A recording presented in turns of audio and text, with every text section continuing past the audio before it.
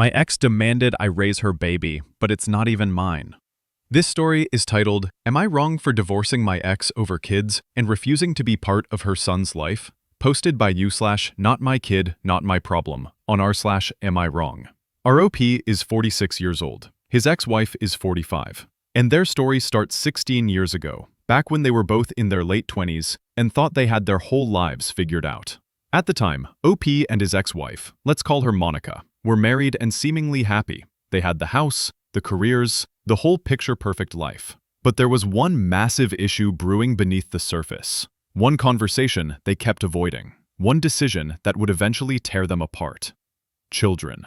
When they first got together in college, both of them were on the fence about having kids. It was one of those things they'd figure out later. But OP had always been leaning toward a child-free life. He'd watched his parents struggle financially. He'd seen friends sacrifice their dreams, their sleep, their entire identities for parenthood.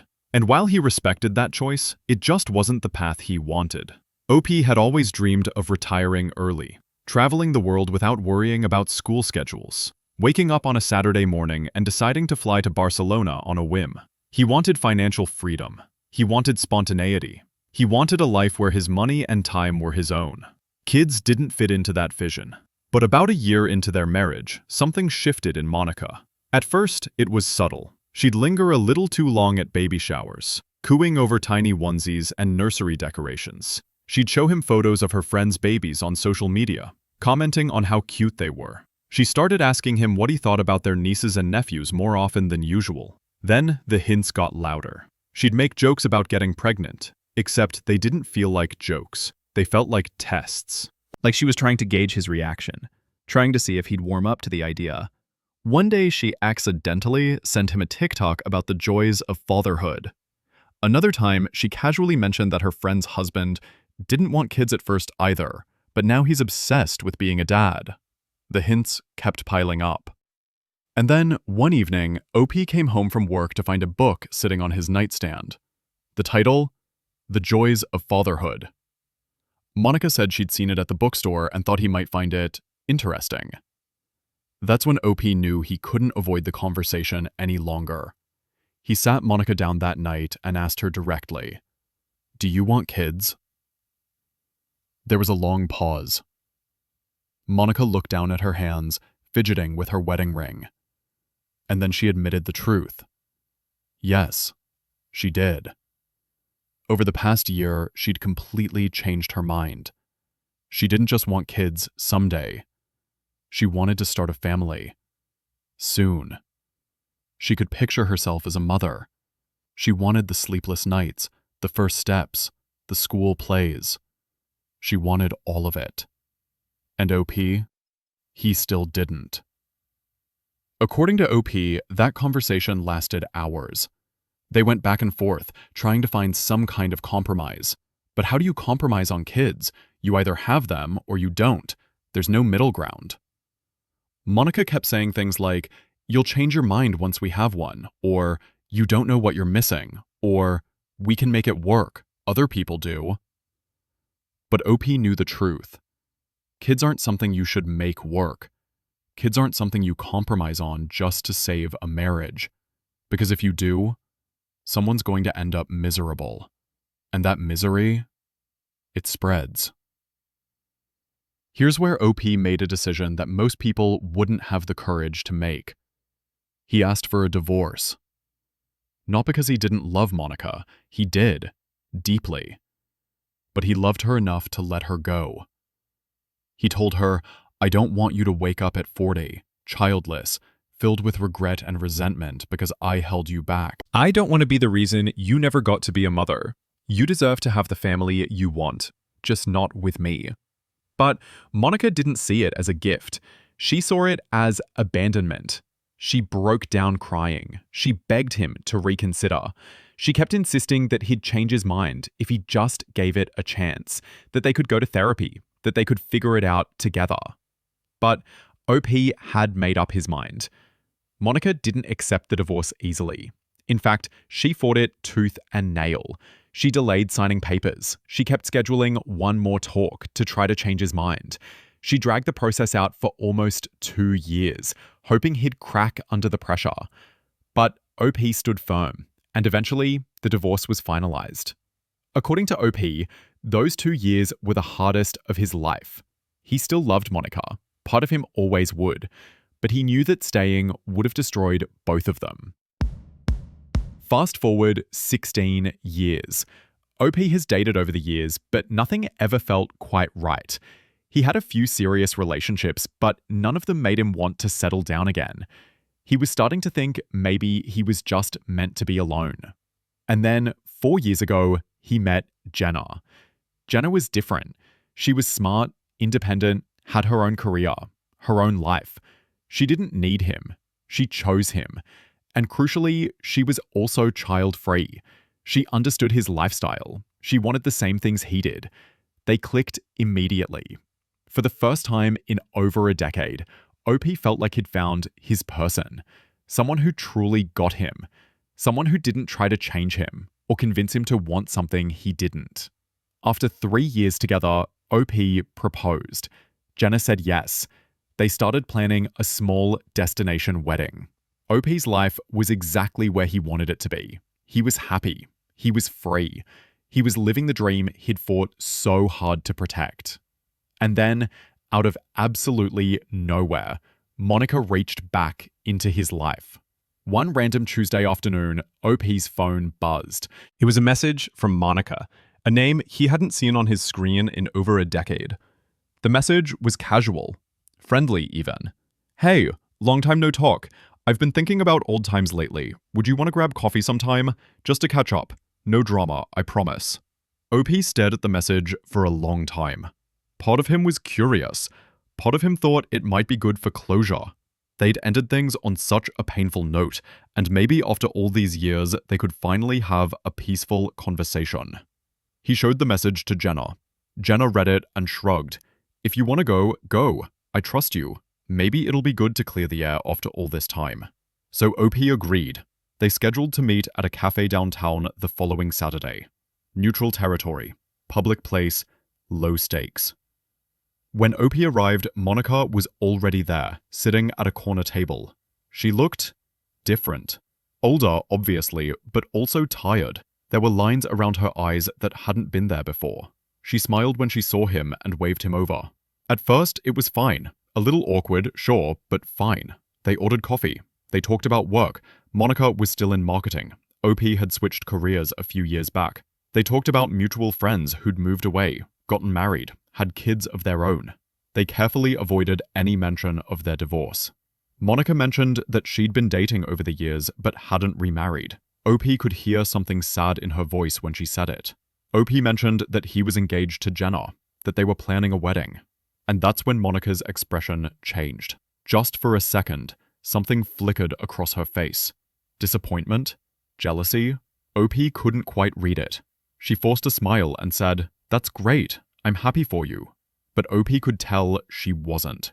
Monica took a long sip of her coffee, set it down, took a breath. "I have a son now," she said. "He's 11.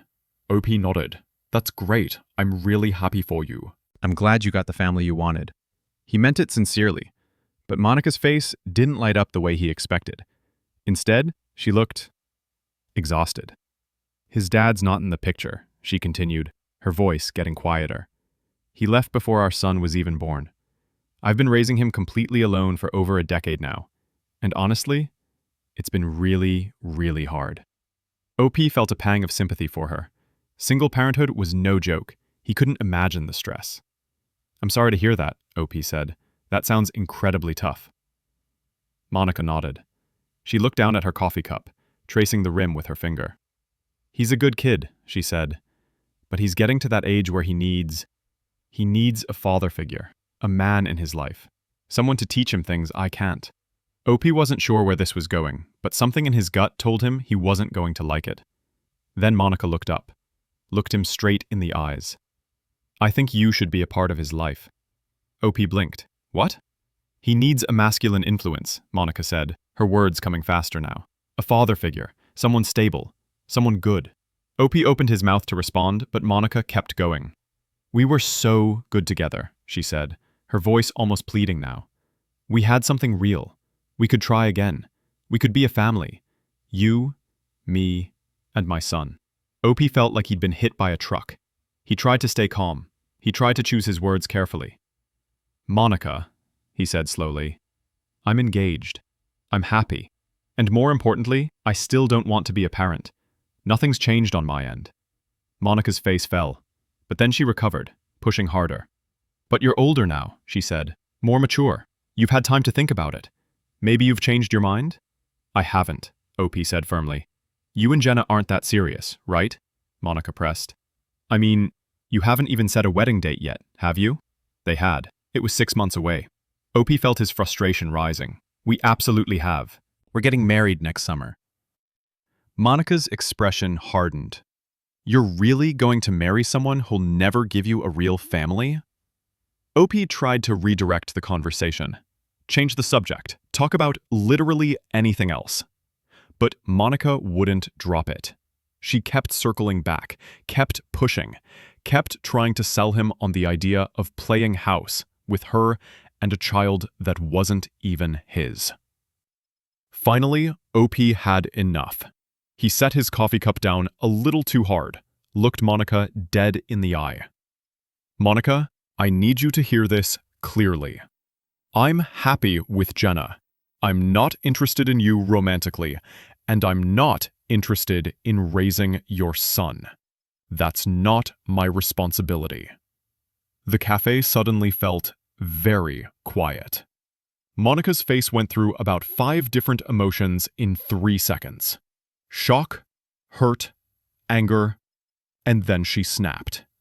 She's not right for you, Monica hissed.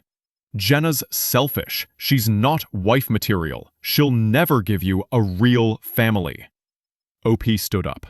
We're done here. You're wasting your life, Monica said, her voice rising. Other people in the cafe were starting to stare. Real mature, Monica, OP said. He pulled out his wallet, threw cash on the table, and walked out. He sat in his car for a solid 5 minutes, hands shaking, trying to process what had just happened.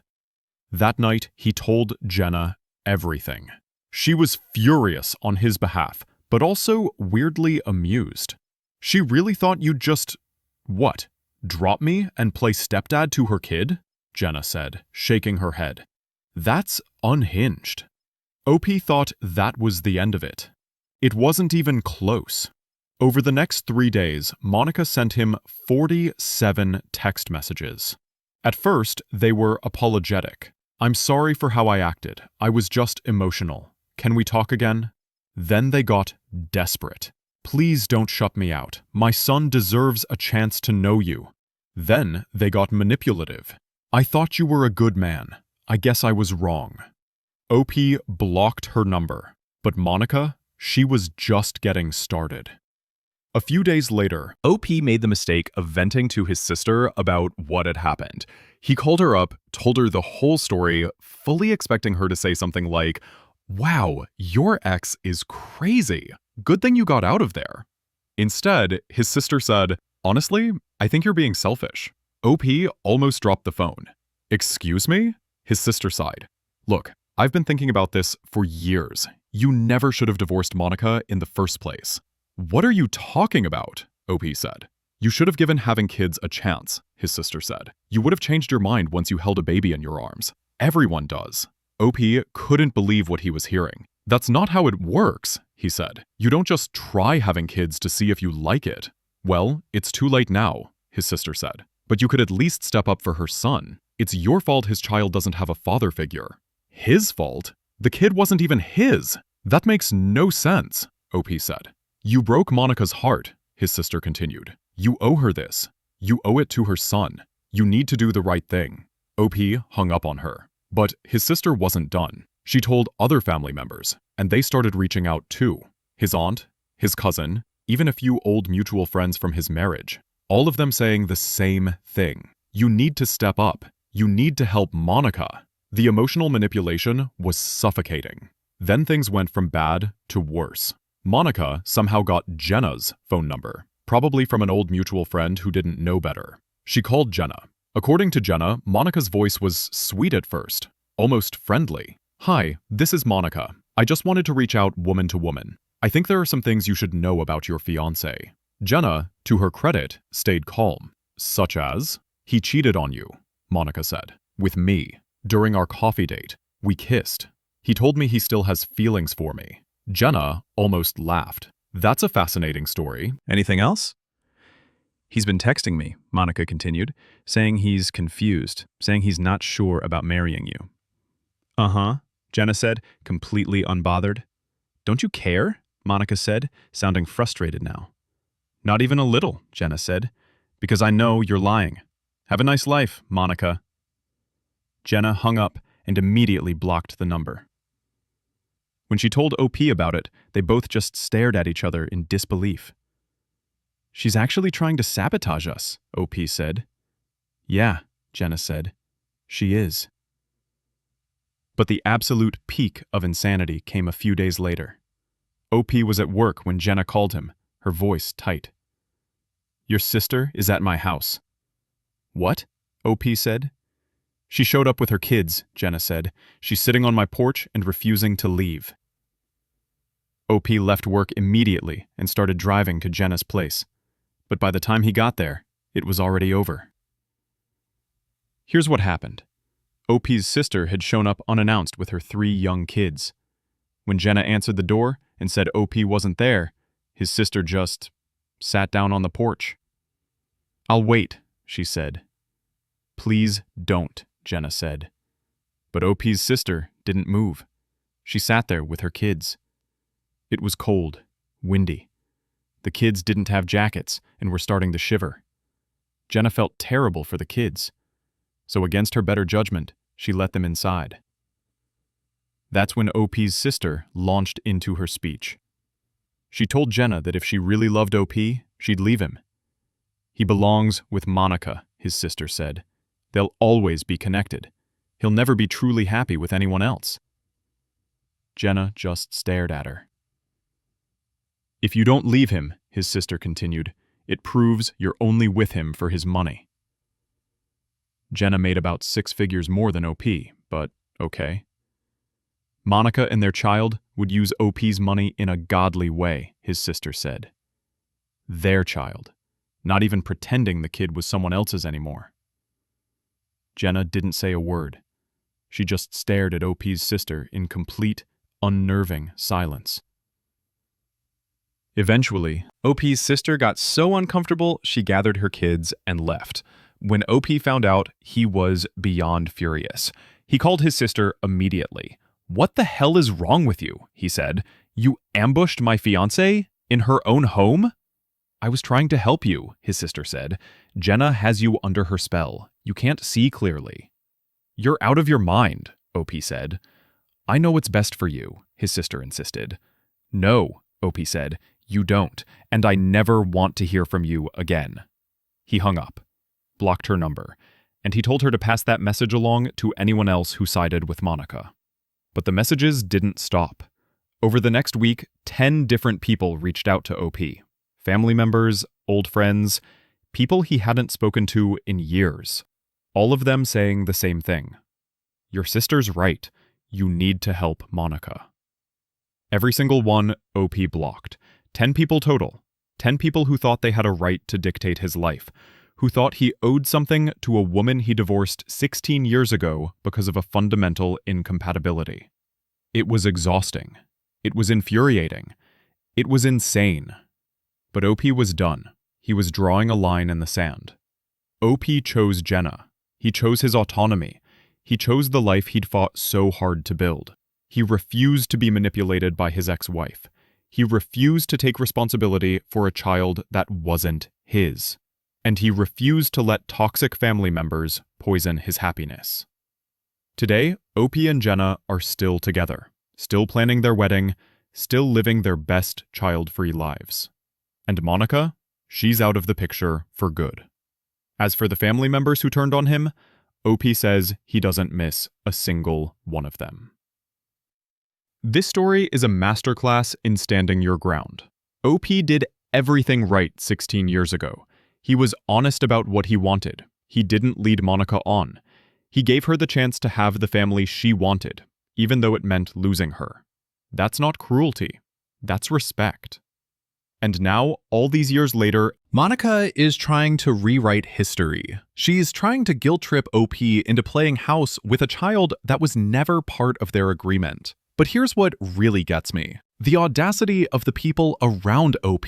His sister, his family, acting like he owes Monica something. Like his entire future should revolve around a decision she made with someone else. That's not how life works. OP doesn't owe Monica his time. He doesn't owe her his money. He doesn't owe her emotional support. And he definitely doesn't owe her a father figure for her son. You don't owe your ex anything. You don't have to raise another man's child. And people projecting their beliefs onto you does not make it your responsibility.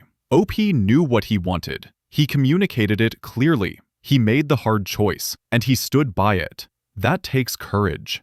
But what do you think? Was OP wrong for refusing to be part of Monica's son's life? Should he have at least considered helping her out given their history? Or did he do exactly the right thing by protecting his own happiness and his relationship with Jenna? Drop your thoughts in the comments. I genuinely want to know where you stand on this one. These stories remind us that standing your ground isn't selfish, it's survival. OP knew what he wanted 16 years ago, and he's still standing by it today. That's rare. That's powerful. If you enjoyed this story, smash that subscribe button, because tomorrow we're covering a bridezilla who tried to force her sister to give up her wedding venue, and the revenge that followed was absolutely brutal. You won't want to miss it.